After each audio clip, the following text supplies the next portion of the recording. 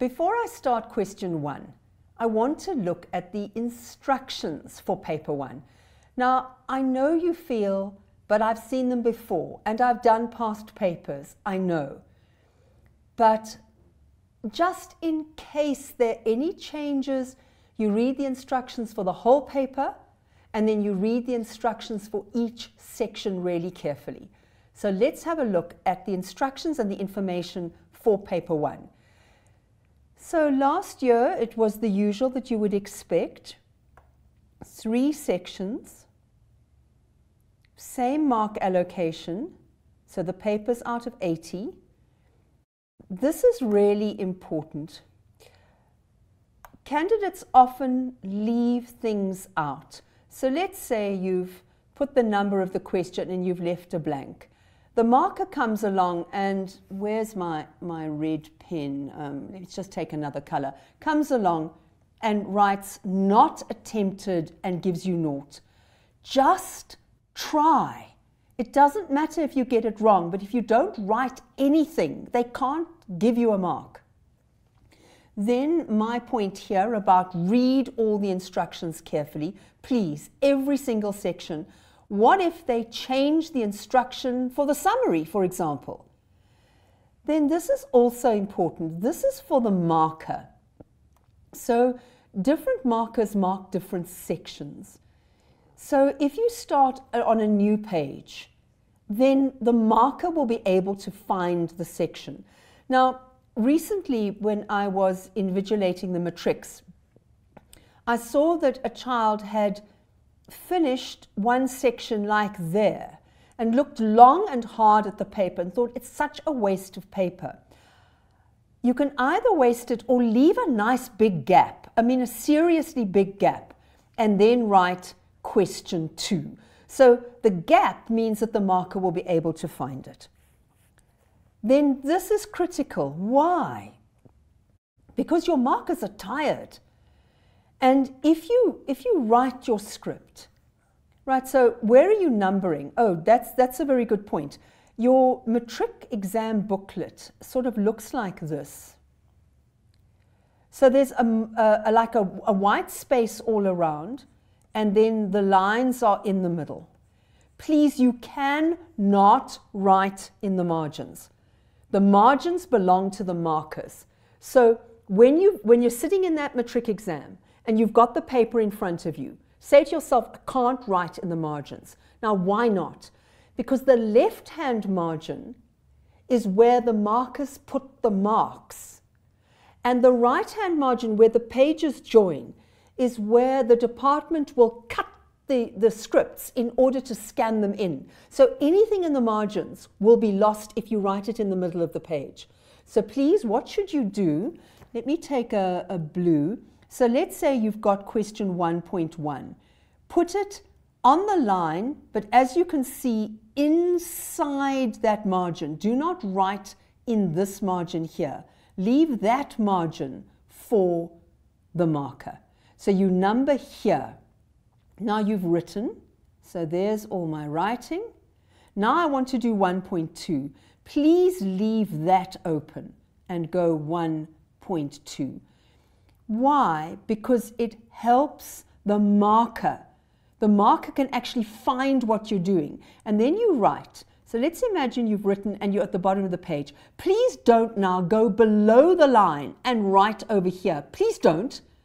Just don't. You kind of crunch it in at the bottom and the markers can't see it.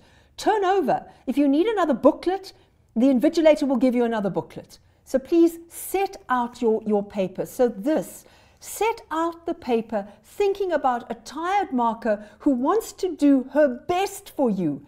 Help her. Then we come to numbering. You must number according to the numbering system in the question paper. Don't change the numbering. So if you are asked to list, so let me just go down here. Let's say the question says list something.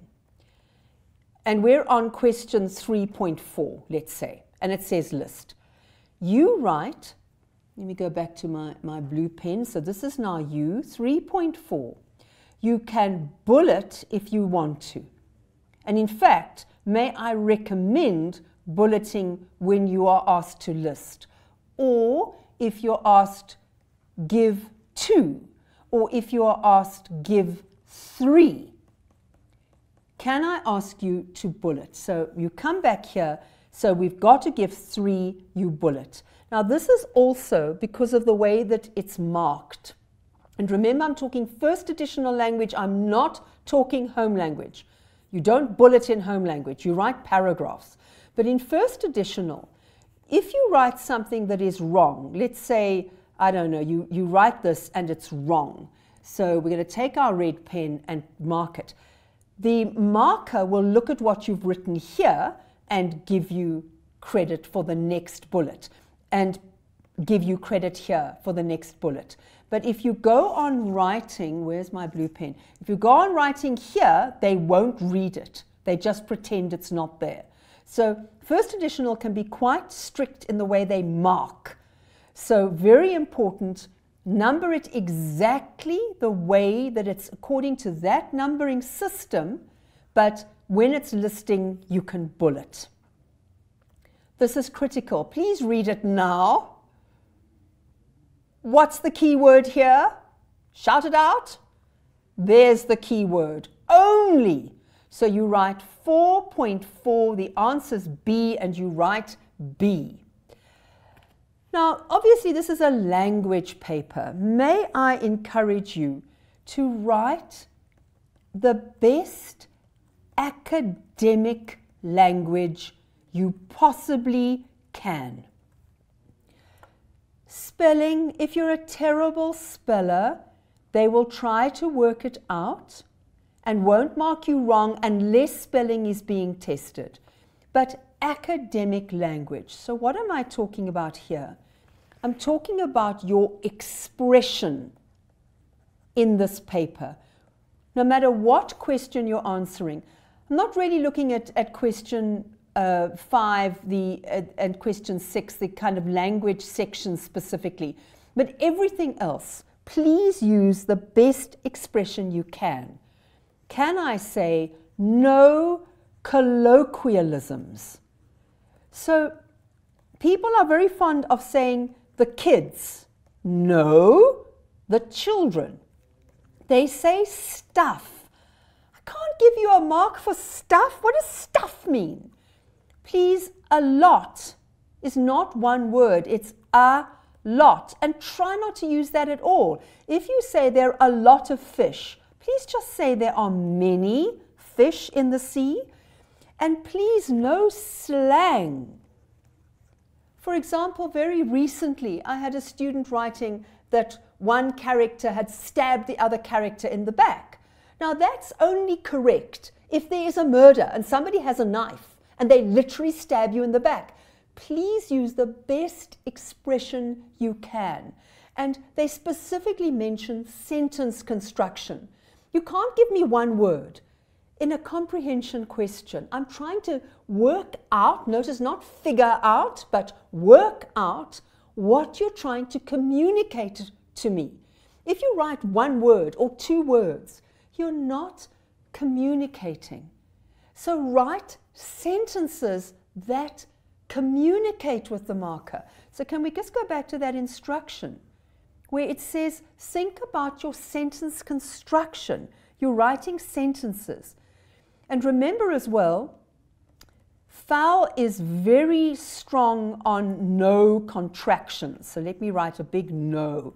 Contractions are things like he's, and please don't use it's. I'm going to come back to it's, but you so often get it wrong, or we've arrived. Please write it out. And while we're talking about sentence construction, could you avoid you? Because you shouldn't be addressing me as the marker.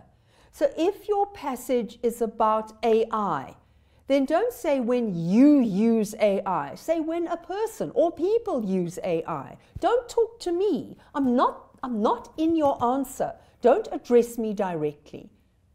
Rather, the person, the character, the viewer, the advertiser, the reader. So avoid you. You is colloquial. And you're trying to use the best expression you can. Then they give you a time frame. Quite a good idea to look at that time frame. Remember, you can answer the paper in a different order if you want to. You can start, for example, with section C, but don't break up questions. Then they want you to write neatly and legibly. So it really is important, all of these instructions before you even start the paper. Let's look now at question 1.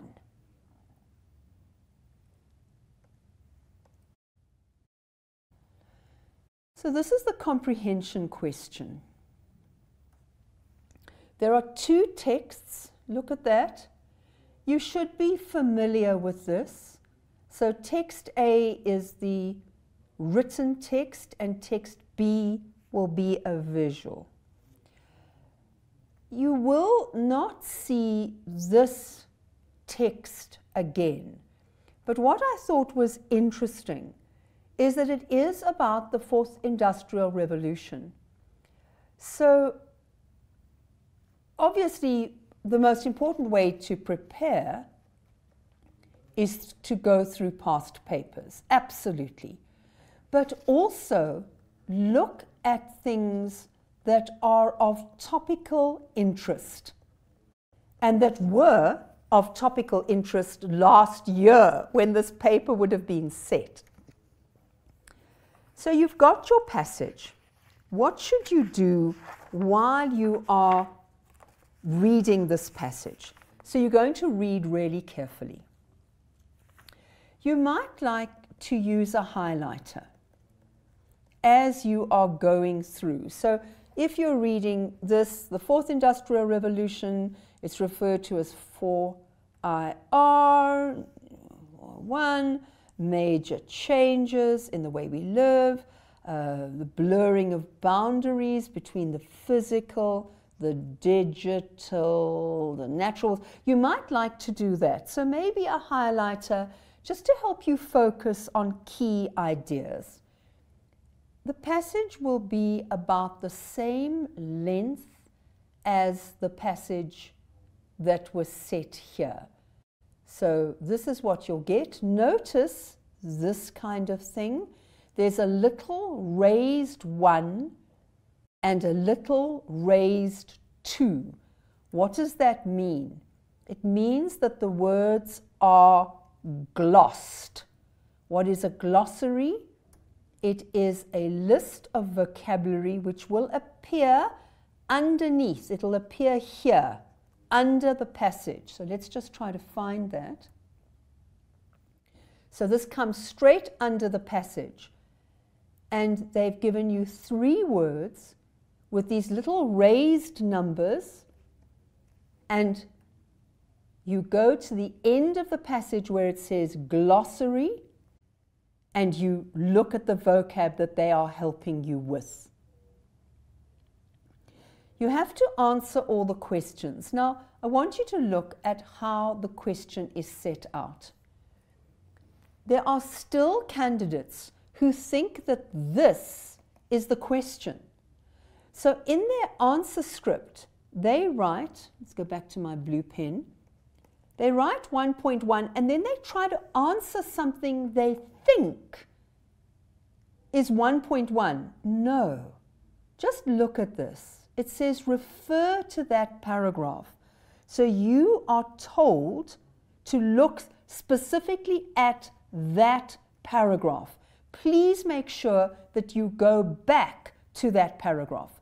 The answer will start in that paragraph, and usually with FAL, the answer will be in that paragraph. You are answering the questions that begin with why, what, name, to, state, to, quote, to. That's the part of the question that you are answering, but they will tell you to refer to the paragraph. Sometimes you can refer to the paragraph and the answer might be somewhere else. It like starts in that paragraph, but not usually with FAL. That's much more customary in home language. So you are answering 1.1.1. That's what you are answering. So read carefully so that you are complying with the number and you are answering the right thing. And then please look at the mark allocation. It's there to guide you. This is the first question. It's not going to be difficult. Why is it called 4IR? Because it's an abbreviation. That's all they're looking for. So please go over things like abbreviations. Yes, you won't get this paper again, but you will get something very similar to this paper. Now, this is an explain question. Again, it's not meant to be difficult, but notice it's 1.1.2. In other words, what paragraph are we in? We're in paragraph 1. Refer to paragraph 1. Do you see both of these questions are coming under refer to paragraph 1? So you go back to that. What does he mean by? Now, a tip to answer this kind of question. Look at the 2 marks. So what are they expecting you to do? Look at this. You've got blurring of boundaries and you've got the inverted commas. So anything that's in inverted commas, please try to give a synonym for. Paraphrase. In other words, put it into your own words. Anything that's got an inverted comma around it. And here, 2 marks. Well, blurring will give you 1 mark and boundaries will give you the other. So what if you don't understand boundaries? Well, then try blurring. So you know blurred, you could say, oh, I can't see properly. Sorry, are you there? I can't see. Sorry, I've seen my bit blurred. So it isn't clear, unclear. So try, even if you don't understand both words that are in the quote, try to explain at least one. Look at the marks. 1 out of 2 is 50%. It's better than nothing. So watch how you answer that kind of question. Now we're sent to a different paragraph. Now, state 2 ways. State, tell me. Please use your own words. Remember, you've got to answer in your own words as far as possible. So they're not asking you to quote. Look at this. It doesn't say quote. It says state. If you don't use your own words, they will mark you wrong. So they are looking for you to show that you've understood. But I did say that you can go, so we're on our page, and we're inside the margin, 1.2. You can go, the first industrial revolution improved people's lives by doing ba, full stop. It also did ba, full stop. My second tip here is try to include only one idea in each bullet. So don't try to pack it, because what have I told you is there have been years where the marker's been told, mark the first idea, and if it's wrong, do not read the rest of the answer. Some years they say you can go on, and if the second part is right, you can give it a mark.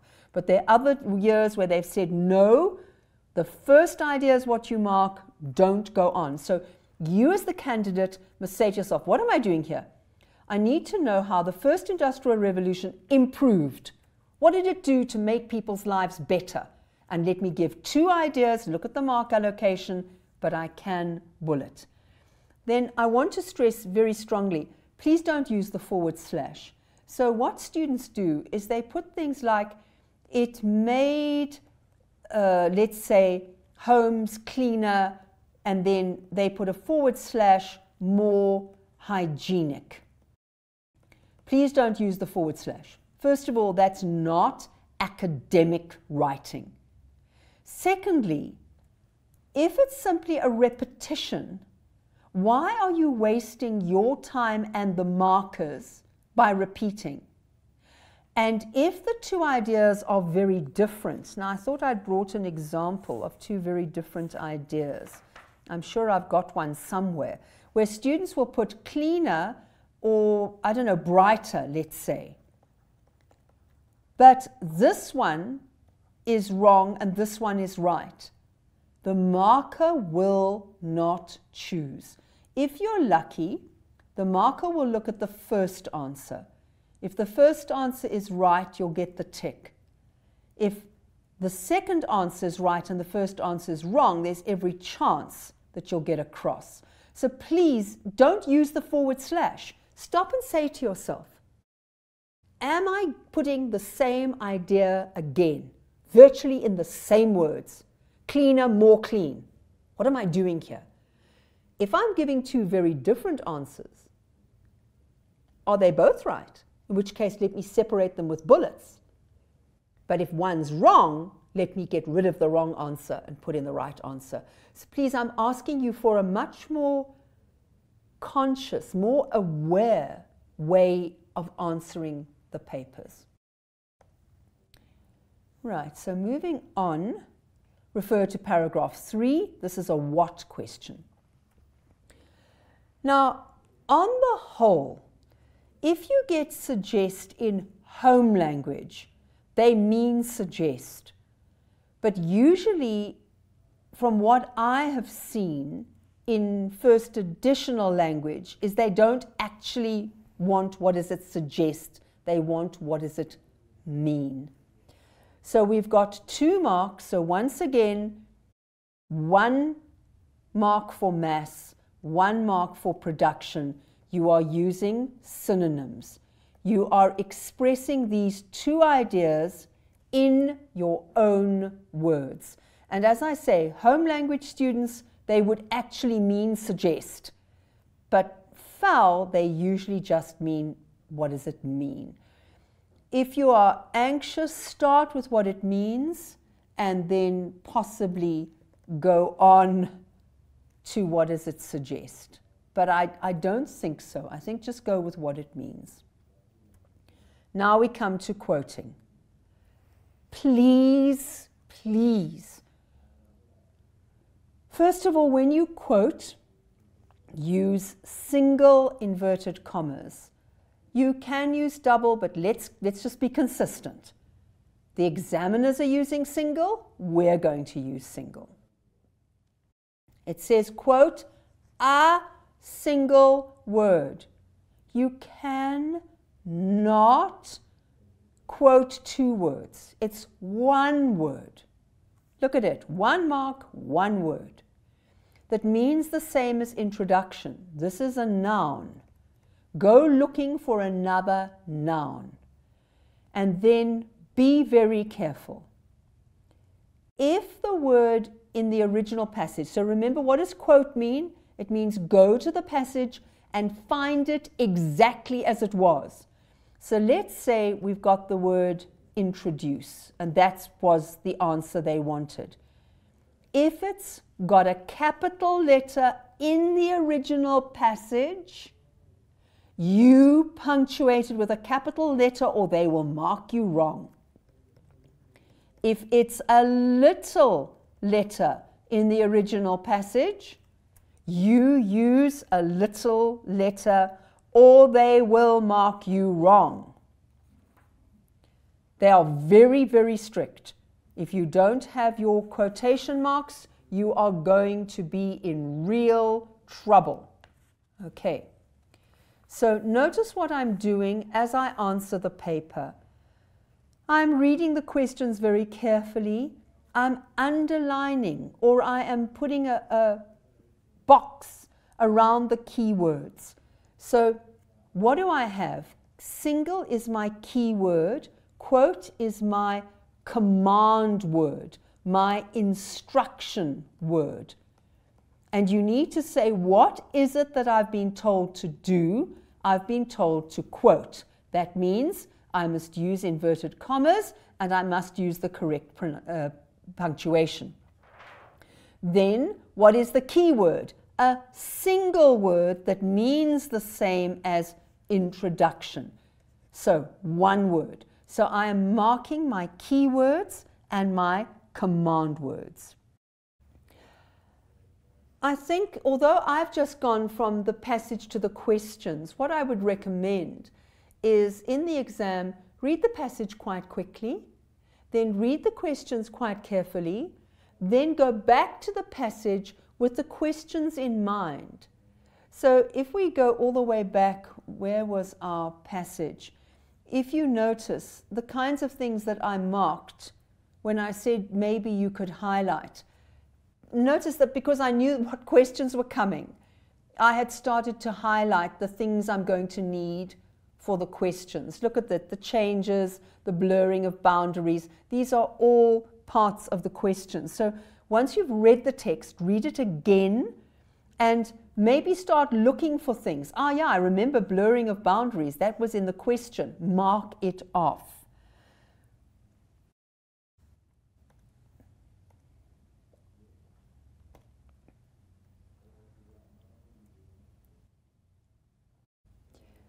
Always expect this kind of question.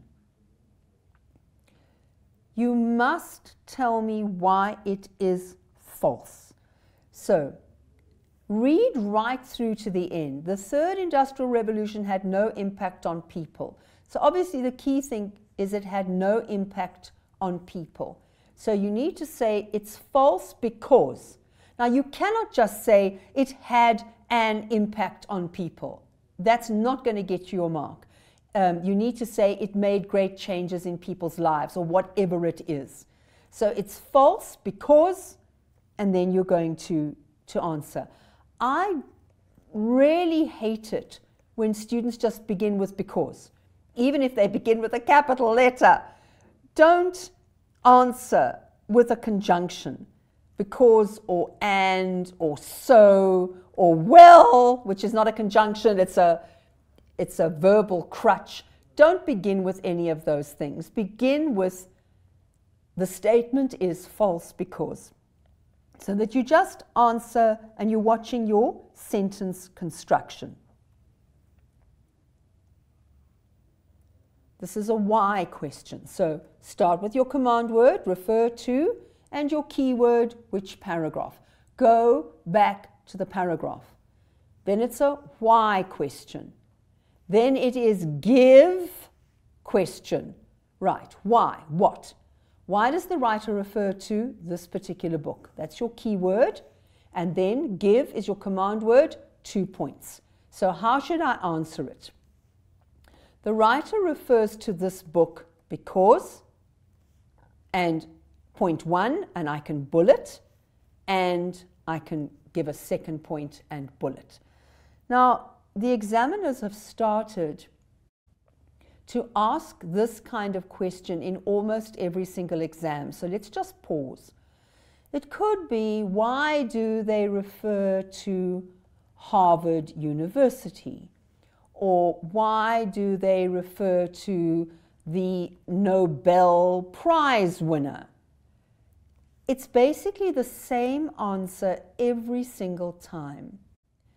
It's because this person has authority, and so whatever they say will be believed. Why does this person have authority?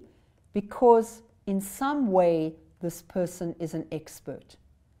So those are my points. The 2 points is the person is an expert. Why? Because they've won a prize, or they've published this really acclaimed book, or they go to a well-known, recognized university. So they're an expert, which gives them authority, and so their opinion is trustworthy.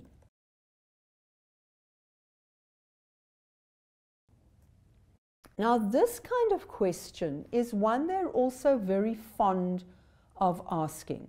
So once again, we're referred to a specific paragraph. It's a why question. Give me a reason. How many reasons must I give you? 2. Now, why 57%? So you need to look at, it's quite a large number. So it means a large number of whatever, people or problems or something.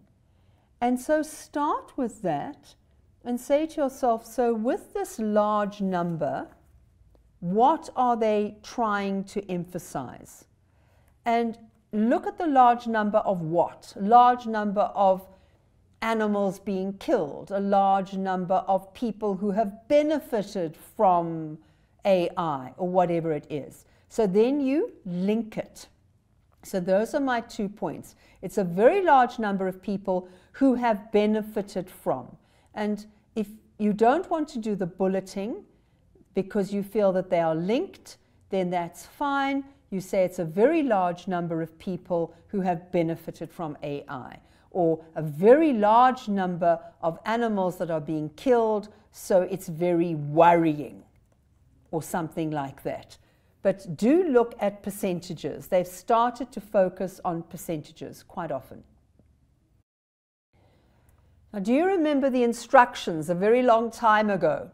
You simply write 1.7 and A, B, C, or D. So, our instruction word, choose. In the context of this sentence, I cannot emphasize enough that you must go back to that sentence in line 46 and see what revolution means in that sentence. So often, my students write something and I say, but why? And they say, well, revolution could mean that. And I say, yes, but it doesn't mean it in that sentence. Oh, I thought. Please don't think. Please go back to the line. Don't make assumptions. Don't think without checking. So please check. What does it mean in the context? So remember, the context means what is around that word. So you've got the sentence, the word in the middle of the sentence. What does it mean there? And remember that words can mean different things. For example, if we take the word change, change can be money that is given back to you when you've paid for something because you paid too much and this is the extra. Or change can mean something completely different. So you need to look at the context.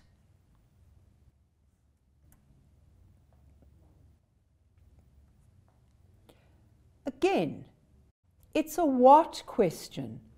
So you are not answering the refer part, you're answering the what part. It's for 2 marks. They want 2 points.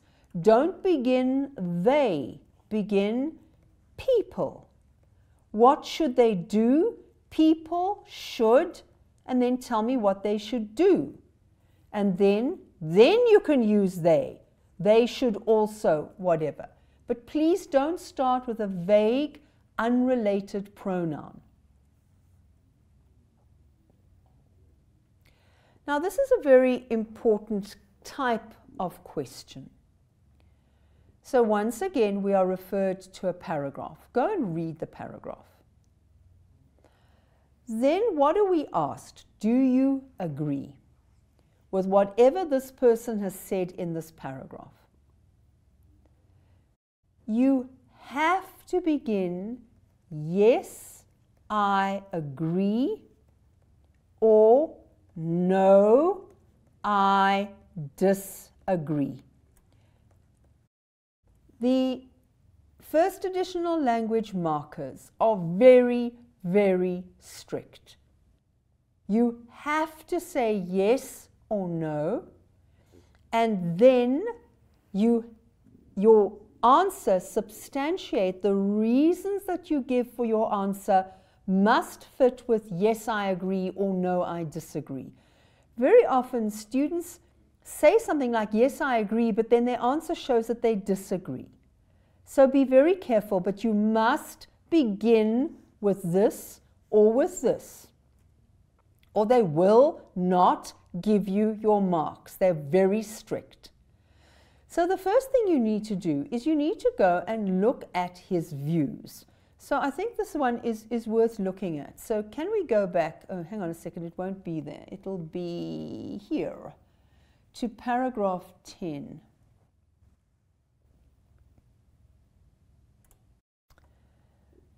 Right. Let's just read this paragraph. With the fourth industrial revolution presenting both huge opportunities and challenges, it is up to all of us to work together to ensure that it benefits everyone. Bernard Marr, Strategic Business and Technology Advisor, writes, humans must be proactive in shaping this technology and disruption. This requires global cooperation and a shared view of how technology is reshaping our economic, social, cultural, and individual lives. So you're asked, do you agree with this? So do you agree that we've got a lot of new technology? Well, I don't see how we can't agree with that. Disruption, bringing changes, making things go in a different direction. There's a lot of discussion of AI at the moment. So he says we've got to be proactive. We've got to decide on how we're going to use this technology, how we are going to deal with the chaos, disorder, challenges, changes in our lives. And he feels it needs a global idea, that we have to have a shared view because our lives are being changed. And he says economically, socially, culturally, individually. So let's go back to that question, which was it here?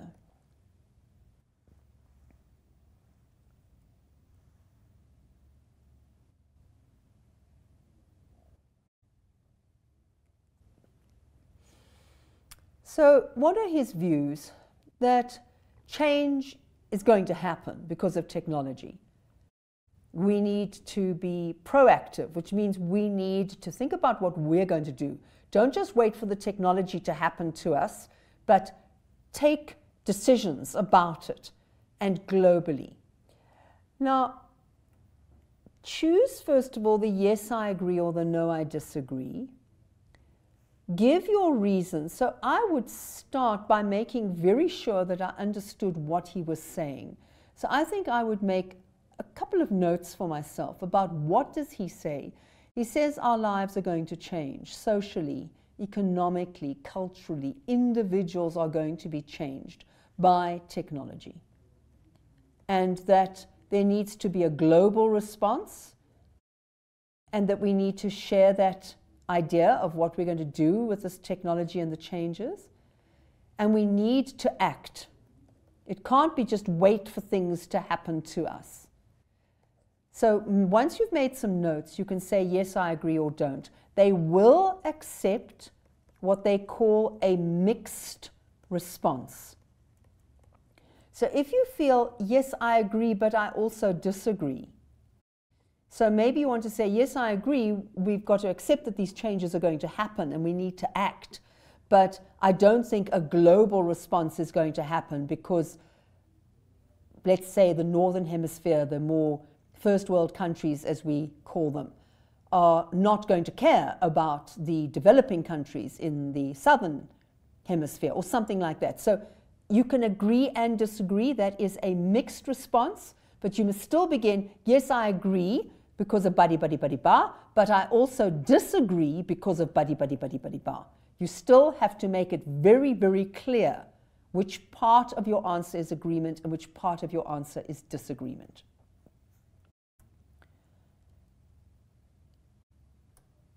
Now, this is a typical question, and you need to look at it very carefully. It's a discuss question, which means that they're looking for something a little bit more perceptive, insightful, just a little bit deeper. The suitability of the title. Now, how do you know if a title is suitable? I think start by saying to yourself, well, somebody thought the title was suitable. The editor of the magazine or somebody So maybe I should start by thinking that probably it is suitable. How do I decide on whether or not it is? Look at the content of the passage. What was the passage about? Was it about moving towards the fourth industrial revolution? If it was, do not simply say, yes, it's suitable because the passage is about moving towards the fourth. Don't just say, yes, it's suitable because the passage is discussing moving towards the fourth industrial revolution. You must use examples from the passage. The passage describes how technology is arriving, AI is becoming more important, or whatever it is that the passage is about. And so the title of the passage is suitable because it is explaining that the world is moving towards this industrial revolution. So you need to look at what is the passage about, and then does the title fit the passage, and in what way does it fit the passage? So the 2 marks comes from your understanding about what the passage is about and how that title helps the reader prepare for what it's about. You can say no, but I think the easiest way to answer anything about a title, the title of a poem, the title of a chapter of a novel, is to look at what is it about, and then how does that title prepare us for what's in the passage. I'm not saying that sometimes a title cannot be unexpected. You look at the title afterwards and you realize somebody tried to trick me here, but that's usually deliberate. And I think that's more in literature than in the non-literary text. So I would approach it with, yes, it's suitable. Why? Because what's that passage about? And what was the main message of that particular passage? But they do like to give you that question. So I would practice that. And again, I really advise you to do past papers. Maybe the last 3 to 5 years to get an idea of what the examiners are looking at, what kinds of questions they're sitting, and what kinds of answers they're looking for. Right, then we look at the next section,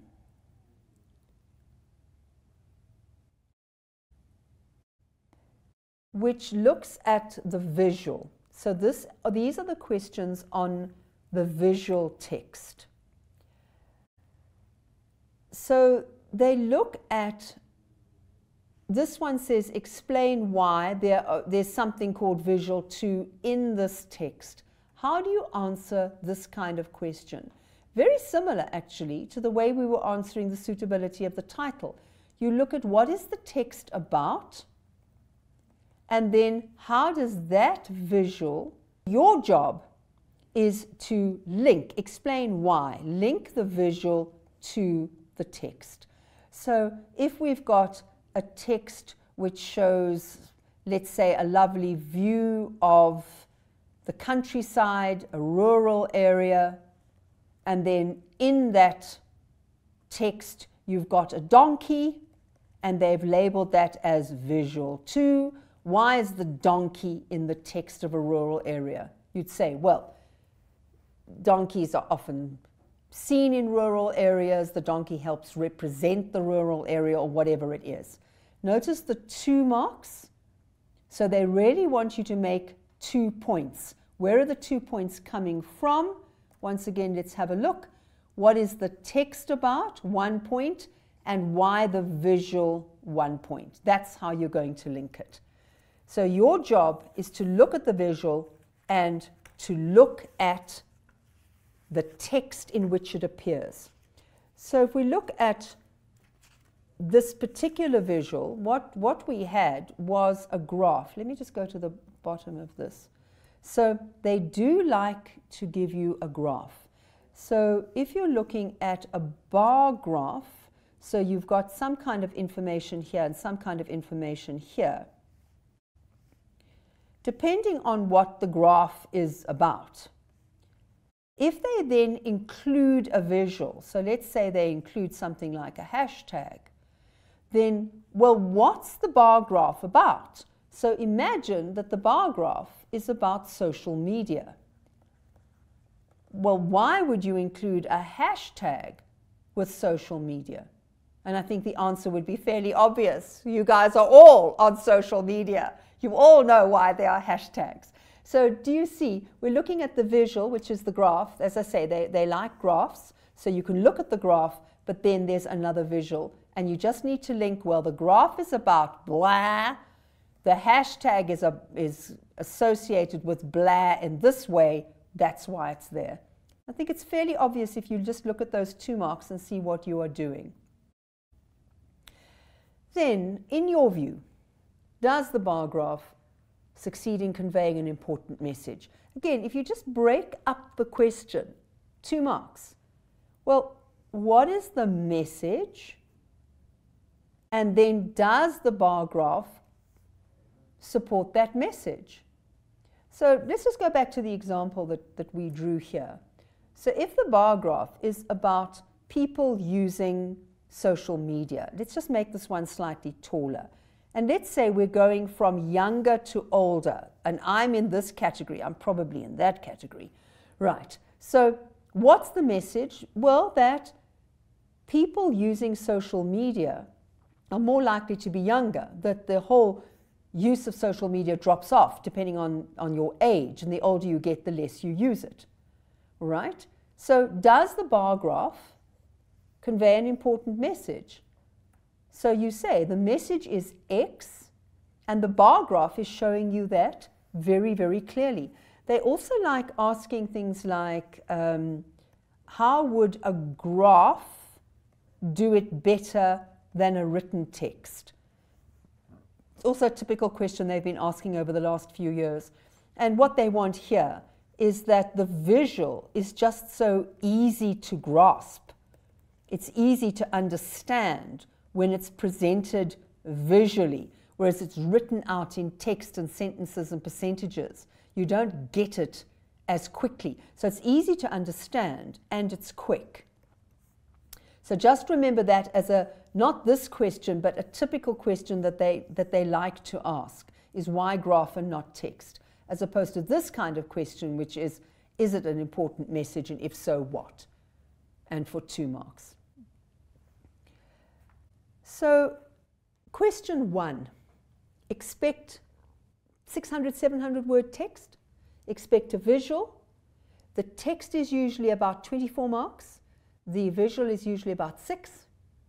And they don't have to be connected, by the way, but usually examiners do have some kind of link. And then just remember the things that we've said about ways to answer the comprehension, just so that you answer more thoughtfully, more carefully, and that you get a better result. They recommend a certain time frame. Don't rush the comprehension. I've seen students finish the paper, put their heads down and sleep because they now can't go back and do every other question again. But they didn't realize that the language section, especially that grammar, that 20-mark grammar, would go so quickly. So they get a fright, they rush the comprehension, maybe go too quickly through the other sections, and then, oh, I've finished. What do I do now? So they check their paper, but they can't really go back and rethink answers or change everything. So do pace yourself through it, and don't rush the comprehension. If you have to leave something out, leave it out, leave enough space to answer it. So 2 marks, leave 4 lines, 5 at max. Shouldn't be more than that. And then allow yourself to come back once you've done the whole paper and look at those questions again. Try not to leave blanks anywhere in the comprehension section. It's 30 marks out of 80. It's really important that you do as well as you possibly can.